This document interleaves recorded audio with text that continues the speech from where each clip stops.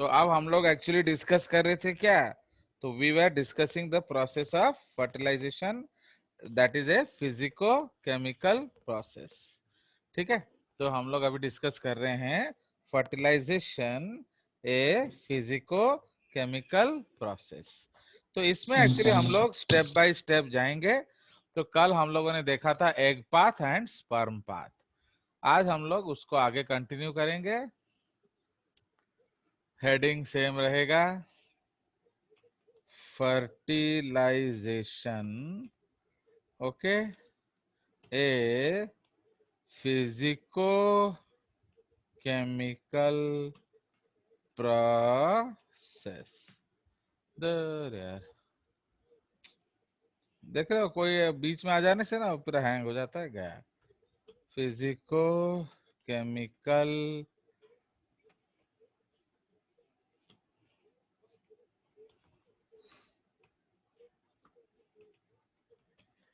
Process.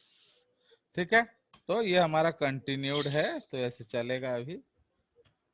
चलिए, सो ना हम लोग इसको आगे डिस्कस करेंगे। तो हम लोग आपका sperm path egg path discuss कर रहे थे, अब हम लोग उसके आगे चलेंगे। ना इन दैट केस हम लोगों ने क्या डिस्कस किया था? जो एम्ब्रियोनिक डेवलपमेंट में we were discussing what, that how the fertilization माने जो इंटरकोर्स अकर्स। तो अब हमारा जो टॉपिक है that is called passage of sperm to egg. तो अब हम लोग since the semen has been deposited in the vagina, so now we will take the process. Okay, so process passage of sperm to egg. Now तो इसमें हम already discuss कर चुके हैं दैट इजैकुलेशन अराउंड 200 से 400 मिलियन स्पर्म्स रिलीज करता है। Now sperm are deposited at the top of the vagina close to the cervix.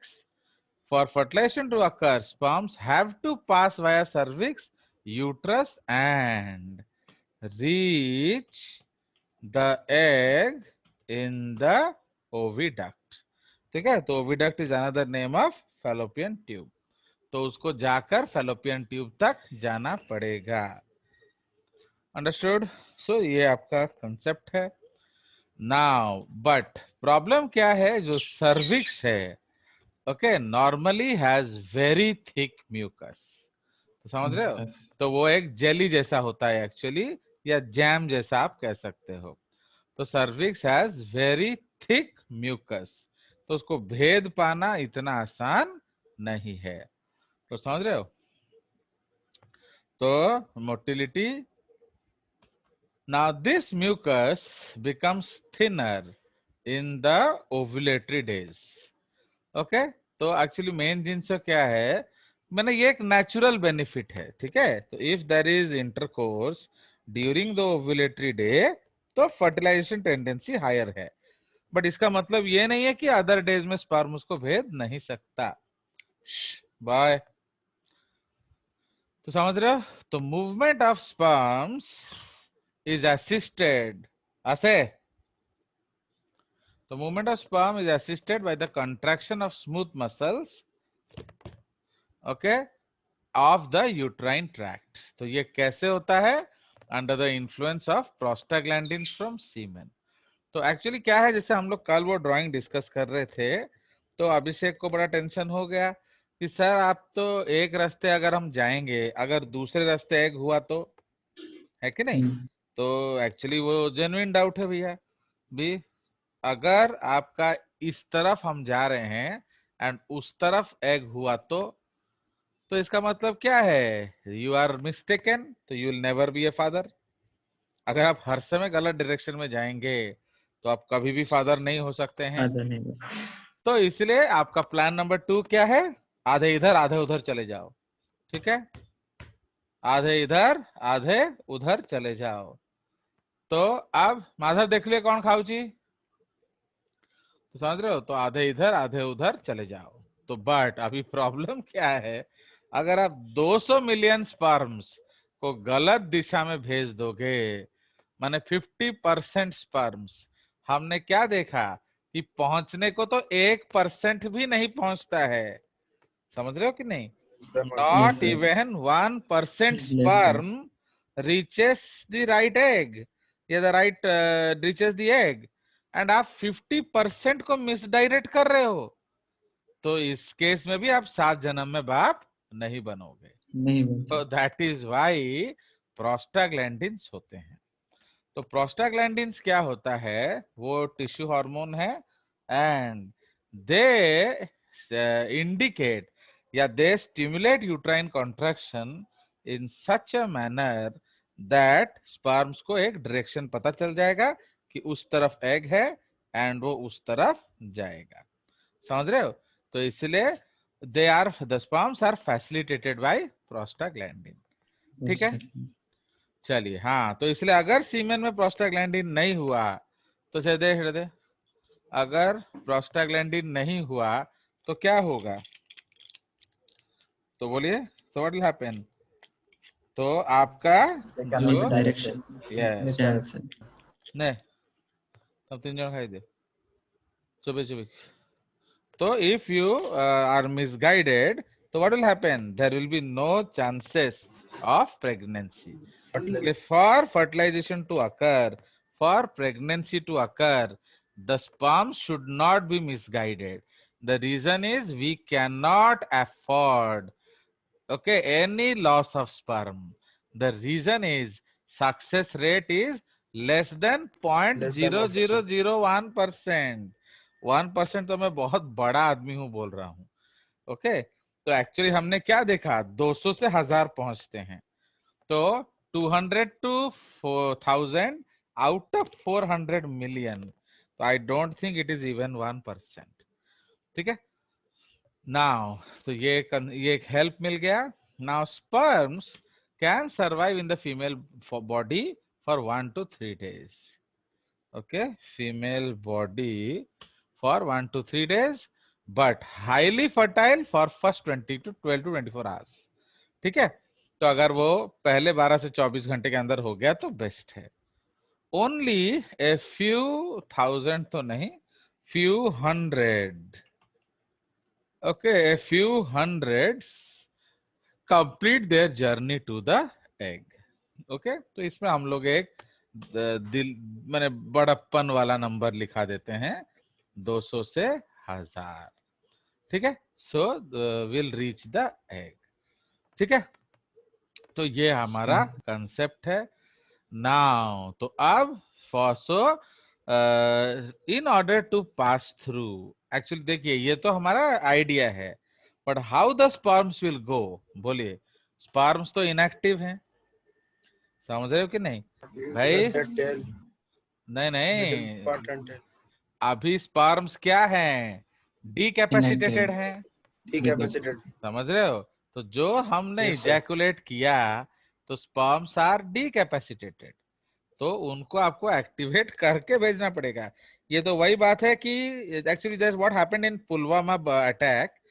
Pulwama attack में क्या था कि वो लोग जा रहे थे, एक जीप आके उनको भिड़ गया, है कि नहीं? तो हाँ, तो jeep filled with bombs came and hit that vehicle.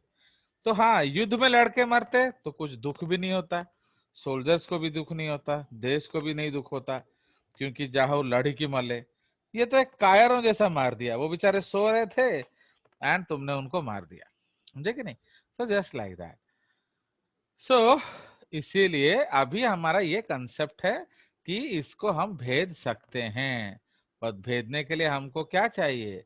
We need some assistance and that assistance is provided by whom? That assistance is basically provided by prostaglandins। तो प्रोस्टाग्लैंडिन डायरेक्शन बताता है, प्लस आपका जो स्पर्म टेल है वो activate move करने से आपका मूवमेंट शुरू होगा। माइटोकॉन्ड्रिया शुड प्रोवाइड एनर्जी, समझे कि नहीं? ये कोई छोटा मोटा चीज नहीं है, एक बहुत बड़ा टास्क है। तो आपका माइटोकॉन्ड्रियल एपरेटस ठीक टाइम में काम करना चाहिए, आपका इनफ फूड होना चाहिए एंड सो ऑन। तो हर तरह का चीज आपको इधर you need, and then only the what, then only there will be fertilization. ठीक है, सो ये आपका बेसिक कंसेप्ट है। तो इसीलिए अब हम लोगों ने देखा कि बेसिकली सबसे फर्स्ट बैरियर क्या है? The first barrier is the cervix. Cervix. And the cervix is highly viscous. So now we have to cross that cervix. So in order to cross that cervix, abhi what has to be done? Now the sperms have to be activated. समझ रहे हो? तो यही चीज अभी हम लिखेंगे. चलिए. Now उसका हेडिंग क्या है? उसका हेडिंग है capacitation of sperms. Fine. So we will give the heading capacitation या एक्टिवेशन ऑफ स्पर्म्स. ठीक है. तो कैपेसिटेशन या एक्टिवेशन ऑफ स्पर्म्स. तो ये आपका हेडिंग है. नाउ इसके बारे में बात किया जाए.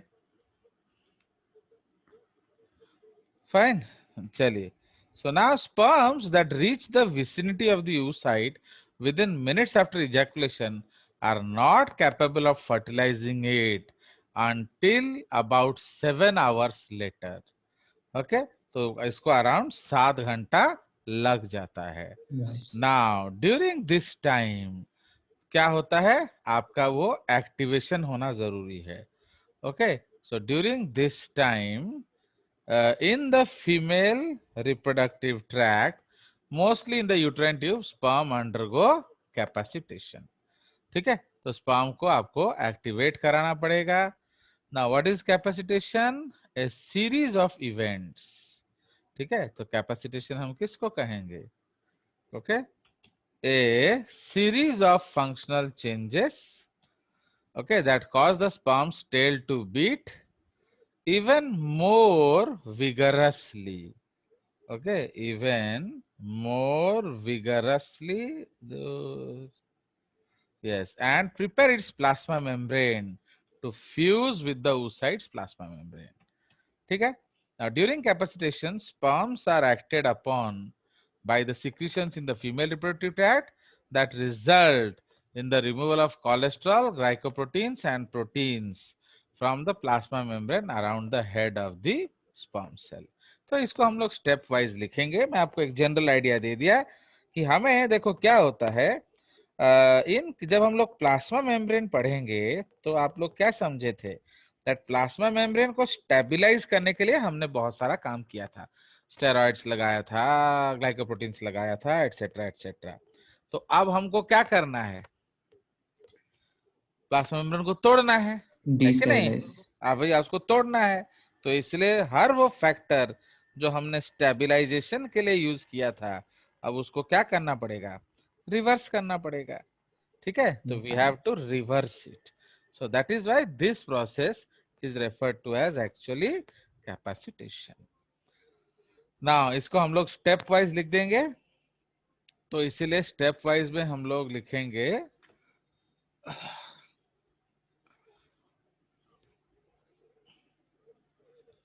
ओके. नाउ उसके बाद इसीलिए सबसे पहला अब हम लोग क्या करेंगे? During capacitation we'll just write it stepwise. We'll use a better color. Now during capacitation, sperms are acted upon by secretions. है कि नहीं? तो इसको हम लोग अगले पेज पे चले जाने से होगा. इसमें वो आएगा नहीं. We'll go to the next page.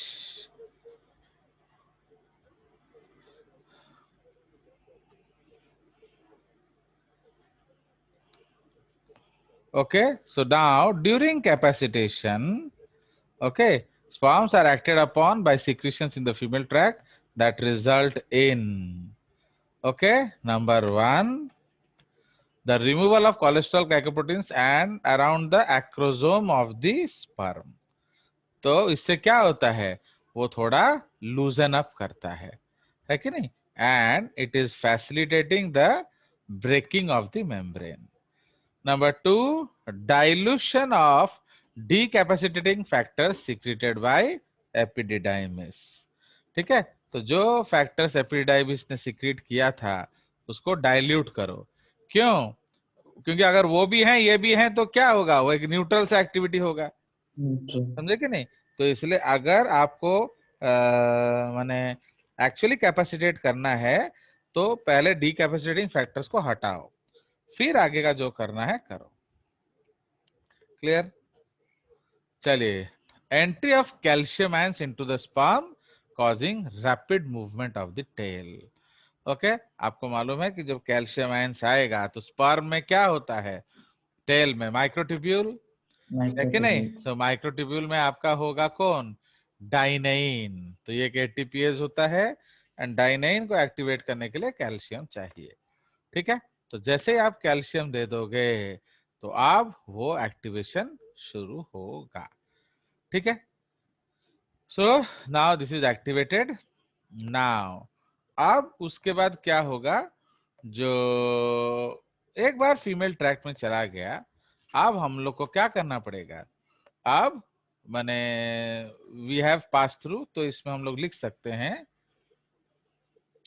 इधर we can write a point, due to active beating of the flagella. Okay, due to the active beating of the flagella. What is flagella? Bracket ray, sperm, tail. Okay, due to the active beating of the flagella, sperm, tail, and ठीक है, तो sperm, tail and energy provision by the mid piece of sperm. तो mid piece of sperm में क्या है, mitochondria है कि नहीं? The sperm is capable to penetrate, okay, through the cervix, okay, bracket ray, even if it is highly viscous, but obviously this movement is easier during the ovulatory days। भाई obviously भाई, तो ये movement easier होगा ovulatory days में, but इसका मतलब ये नहीं कि नॉन ओवुलेटरी डेज में हम भेद नहीं सकते। ठीक है, so that is the concept. तो इसीलिए हिम्मत मर्दा मदद खुदा। तो if the sperms try hard they may pass through the what, the cervix part. Now अभी one of the reasons for infertility देख रहे हो, अभी हमको साथ साथ इनफर्टिलिटी एंड एआरटी भी डिस्कस करना पड़ेगा। तो अब one of the reasons of infertility क्या हो जाएगा, इधर बताइए। Unable to cross अगर the अगर cannot penetrate, अगर स्पर्म टेल मूव ना करे, तो इसलिए मैंने आपको ऑलरेडी बताया है Kartagener syndrome. What is Kartagener syndrome? That is called immotile cilia flagella syndrome. तो उसमें एक्चुअली क्या होता है, उसमें डाइनेइन नहीं होता। ठीक है जी, तो इसलिए हम लोग यहाँ उसके साथ साथ उसका जो ग्रीन पॉइंट्स भी डिस्कस करते करते जाएंगे। ओके, ग्रीन में हम लोग डिस्कस करेंगे द प्रॉब्लम एंड रेड में डिस्कस करेंगे द एआरटी। तो कार्टागेनर सिंड्रोम, या इसको हम लोग इमोटाइल सिलिया या फ्लैजेला सिंड्रोम भी बोलते हैं। ठीक है, तो in this case the flagella lacks dynein proteins in their axoneme, of tail। तो जो टेल का एक्सोनीम है, okay, in their exonym of the tell.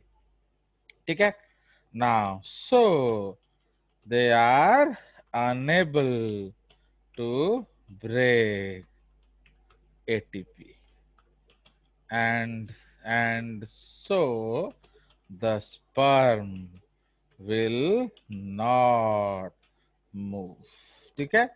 So this is a case of infertility.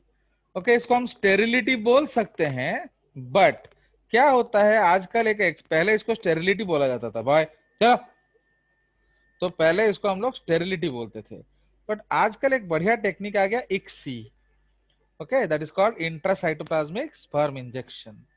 ठीक है, तो अब इक्सी में क्या होता है, आपका हम सीधा जो न्यूक्लियस को लेकर साइटोप्लाज्म के अंदर डाल सकते हैं, समझे कि नहीं? तो आपको कोई स्पर्म मूवमेंट का कोई जरूरत नहीं है। So your sperm will reach. तो अगर आपका न्यूक्लियस ठीक ठाक है तो फर्टिलाइजेशन हो जाएगा, दिक्कत कुछ नहीं है, बुझला? सो इसीलिए अब हम लोग उसको इनफर्टिलिटी कैटेगरी में ले आए हैं। तो पहले बहुत सारा जो इनफर्टिलिटी स्टेरिलिटी कंसेप्ट था, ड्यू टू एडवांस टेक्निक्स आजकल वो इनफर्टिलिटी में आ गया है। इनफर्टिलिटी, ठीक है, तो ये आपका कंसेप्ट है। तो इस केस में हम लोग ART क्या सजेस्ट करेंगे, तो we will use red point. तो ART इज एसोसिएटेड या असिस्टेड रिप्रोडक्टिव टेक्नोलॉजी। तो ARTs हम इसमें क्या सजेस्ट करेंगे, ICSI, that is called ICSI या इंट्रासाइटोप्लाज्मिक स्पर्म इंजेक्शन। ठीक है, तो इस केस में हम लोग को स्पर्म मूवमेंट का कोई जरूरत नहीं है। Okay, the intracytoplasmic sperm injection. ठीक है, सो ये हमारा एक ART है। तो इस केस में वो फर्टाइल हो सकता है, नहीं भी हो सकता है, but we can try. Okay, so this is a option. चलिए, तो ये एक ऑप्शन हो गया। दूसरा ऑप्शन है, तो ये आपका सिलिया बीट करेगा या नहीं बीट करेगा वाला बात आ गया।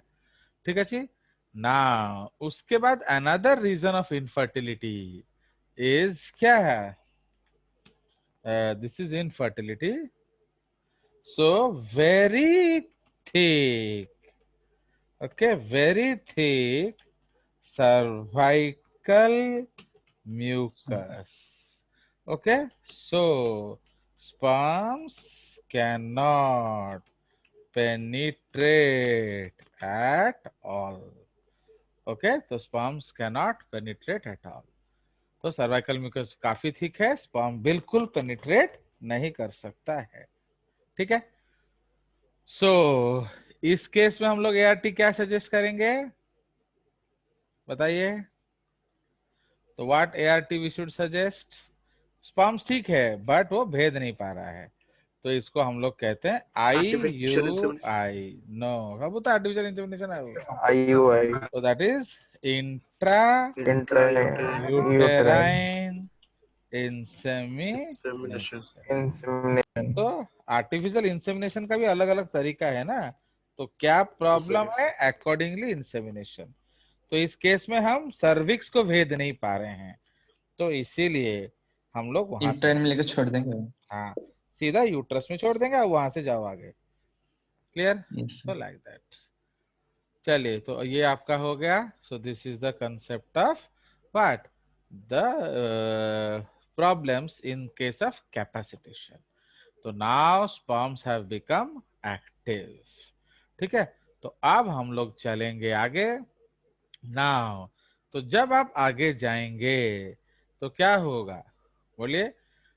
तो आपको अप्रोक्सीमेट करना पड़ेगा। फाइन, मैंने how will you know that there is egg, क्योंकि दोनों के पास आंख नहीं है कि नहीं? So the next heading is actually approximation. Okay, तो उसको हम लोग अप्रोक्सीमेशन कहते हैं। Now, approximation of sperm and ovum. This was discovered by F.R. Lilly. Don't be silly. Now, अब उसमें क्या होता है, जो तो उसमें आप लिख सकते हो since the sperms and eggs cannot see each other. Okay, how will they come close to each other? Okay, so how they will come close to each other? Fine.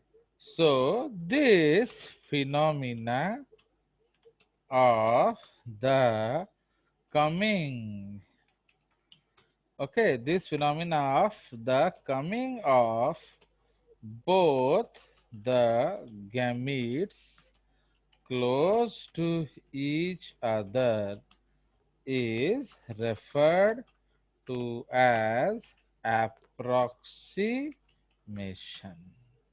ठीक है, इसको हम लोग approximation कहते हैं.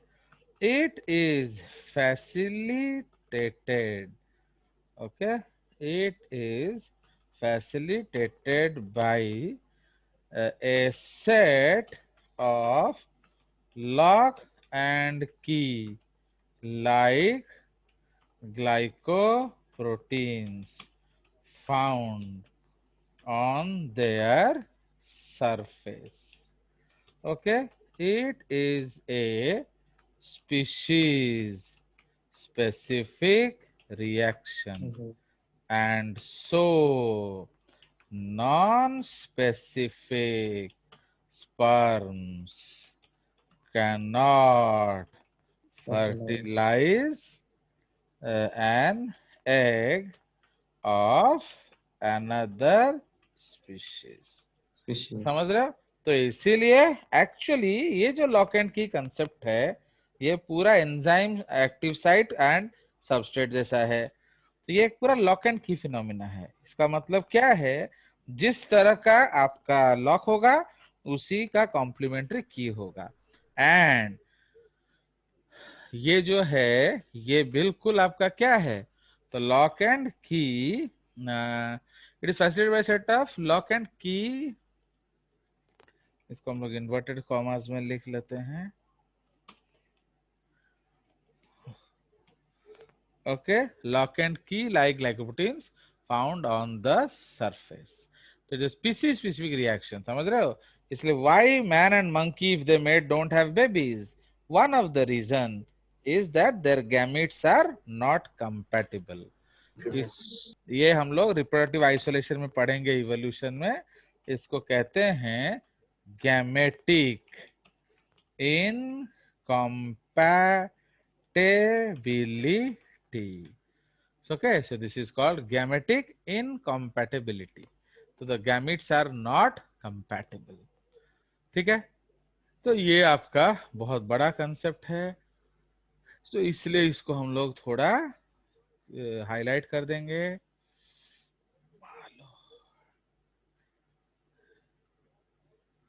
फाइन, सो ये आपका concept है. ठीक है जी. सो ये आपका स्पीसीज स्पेसिफिक रिएक्शन है, discovered by FR lily. Now इसमें हम लोग डिस्कस करेंगे जो फर्टिलाइजिन है. ओके, तो fertilizin is present on the egg. Okay, तो फर्टिलाइजिन इसको हम लोग आज के डेट पे क्या कहते हैं in humans, this is called ZP2 और ZP3. मेरा पैर का बड़ा बुरा हाल है अभी.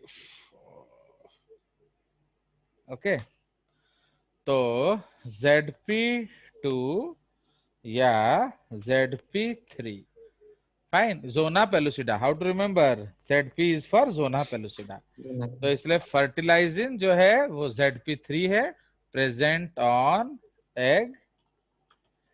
Okay, egg interacts with anti fertilizin. Okay, इसको हम लोग बाइंडिन प्रोटीन बोलते हैं. ये ह्यूमंस में होता है. बाइंडिन जो है ये ह्यूमन टर्म है, एंड जो आपका फर्टिलाइजिन एंटी फर्टिलाइजिन है ये एनिमल टर्म है. तो फर्टिलाइजिन एंटी फर्टिलाइजिन आप कहीं भी यूज कर सकते हैं. ठीक है, तो इसीलिए मेन चीज क्या होता है, तो ये जो आपका बाइंडिंग प्रोटीन है, ये और ये जो आपका ZP2 ZP3 प्रोटीन है, they are exactly complementary to each other, ठीक है। एंड ये लॉक एंड की जैसा होता है। तो ये क्या होता है, it is just like a चुंबकीय attraction, fine, it is just like a चुंबकीय अट्रैक्शन। बिकॉज आप देखो कि nobody taught you how to have babies, but still everybody has babies। तो देख रहे हो कि नहीं, ये चुंबकीय अट्रैक्शन है। तो लोग सोचते हैं हम सिर्फ साथ सोए थे बच्चा हो गया, तो अब देखो साथ सोने में किसे चुंबकीय अट्रैक्शन होता है, तो it is just like that. So it is a चुंबकीय अट्रैक्शन। सो दिस ZP3 ये क्या होगा, तो fertilizin is ZP2 ZP3 on egg, and जो एंटी फर्टिलाइजिन या बाइंडिन, ओके, ये आपका on sperms, okay, of the same species, ठीक है। तो ये आपका कंसेप्ट है। तो इसीलिए जब ये लोग आसपास से गुजरते हैं, so that is a magnetic attraction side of thing, and अगर ये दोनों इंटरेक्ट करते हैं तो now the sperm touches the egg, ठीक है। तो ये आपका कंसेप्ट है। तो I will try to show you a diagram, okay. तो इसको मैं एक डायग्राम दिखाने का कोशिश करता हूं आपको।